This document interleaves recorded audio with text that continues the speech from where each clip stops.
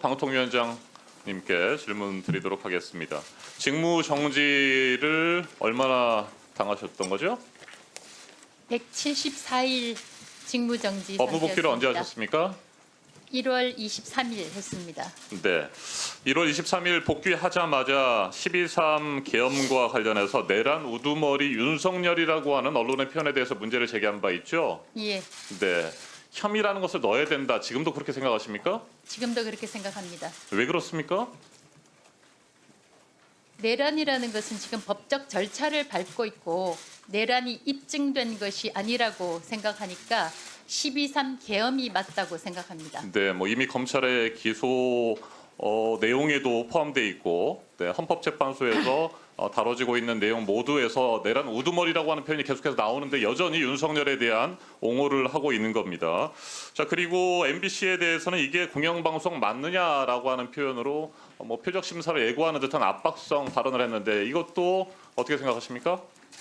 어떤 부분에 대한 표적 심사 말씀입니까? 표적 심사라는 것은 있을 수도 없고 이게 공영방송 맞느냐라고 하는 표현을 쓰셨잖아요.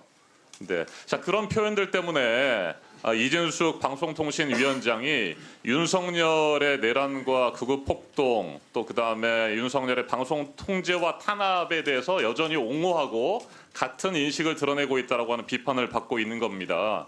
자, 이진숙 위원장 방통위원장으로 업무에 복귀하면 이제는 민생 현안에 좀 집중해 주기를 기대했었는데 여전히 그 기대는 산산조각이 나버렸습니다. 지난 2월 28일 KBS 감사로 정지원 전 보도국장을 임명 결정했죠. 예, 정지원 후보자가 대한민국의 대표 공영방송 KBS의 감사 업무를 담당할 만한 적격 인물이라고 생각하셨습니까? KBS 이사회에서 정지환 감사를 임명 제청했고 저희는 자격이 있는 당사자가 이사회에 임명 제청을 자격이 했기 있다고 때문에 판단하신 겁니까?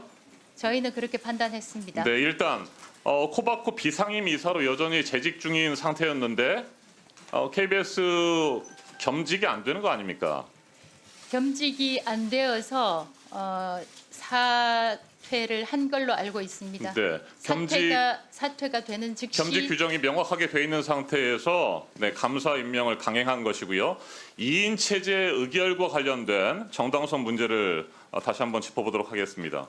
KBS 이사회 임명 제청을 거쳤다고 하는데 헌법재판소의 탄핵 기각 결정과 관련해서 본인은 2인 체제 위법성에 대해서 면죄부를 받았다고 생각하십니까 여전히? 면죄부라는 표현보다도 네. 헌법재판소에서는 각하, 기각, 인용 3개의 판결이 있고 저는 기각 판정을 받았습니다. 네, 자, 그 파면 결정과 관련해서 그런 결정을 내렸지만 헌법재판소는 여전히 2인 체제 위법성에 대해서 강력하게 지적을 했었던 상태입니다. 2인 위원만이 제적한 상태에서는 방통위가 독임제 기관처럼 운영될 위험이 있다라고 4명씩이나 되는 재판관이 얘기를 했었고요. 이 헌법재판소의 역사적인 맥락을 설명하면서 과거 권위주의 정부에 대한 방송 통제와 탄압 그리고 민주화 이후에는 행정부로부터 독립된 방송위원회가 방송 관련 업무를 수행해야 된다. 이런 이유들 때문에 방통위가 국가 권력이나 특정한 사회 세력 간섭을 받아서 운영될 위험을 막아야 된다. 이런 강한 위법성에 대한 지적을 했었는데 그럼에도 불구하고 2인 체제 위법한 상황에서 KBS 감사와 EBS 사장 선출과 관련된 일정들을 밀어붙인 것은 아주 잘못된 것이에요?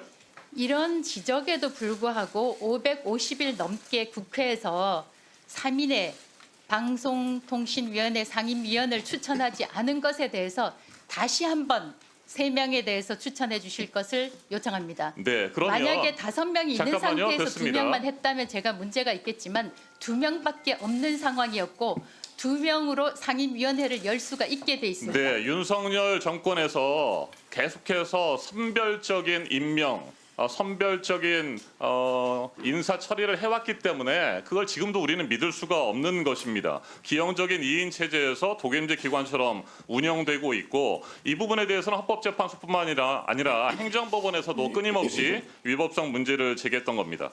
자, 방통위원장의 권한 행사, 방송의 공익성과 공공성에 대한 국민의 신뢰를 심각하게 훼손한 상태에서 더 이상 우리 국민들은 이진숙 방통위를 믿을 수 없는 상황이에요. 이런데 2인 체제의 위법성이 여전히 남아있는 상태에서 정지원 KBS 감사를 임명했다는 겁니다. 앞서 말씀드린 것처럼 코바코 비상임 이사를 겸임하고 있는 상태에서 무리하게 했다는 것이고 제대로 검증도 하지 않았다는 것이죠. 자, 두 번째 후보자의 적절성 부분에 대해서 얘기를 좀 해보겠습니다. 정지원 후보자, 정지원 감사, 2015년 고대영 사장 체제 첫 보도국장, 박근혜 국정농단 사태 당시에 일선 기자들의 취재 요구를 묵살하고 보도를 가로막은 인물입니다. 자, 그리고 KBS 기자협회의 정상화를 촉구하는 모임이라는 것을 만들어서 주도적으로 소속 기자들을 부당 정보 발령을 내고 보복 인사를 주도했던 사람입니다. 자, 이것 때문에 KBS에서 내부 과거사 조사가 있었고 징계 처분을 받았죠. 2020년 재심을 거치긴 했습니다만 정직 6개월의 처분을 받은 그런 장본인 아니겠습니까? 사측을 상대로 징계 처분 무효 확인 소송을 제기했는데 이에 대해서도 1심에서 패소한 바가 있습니다.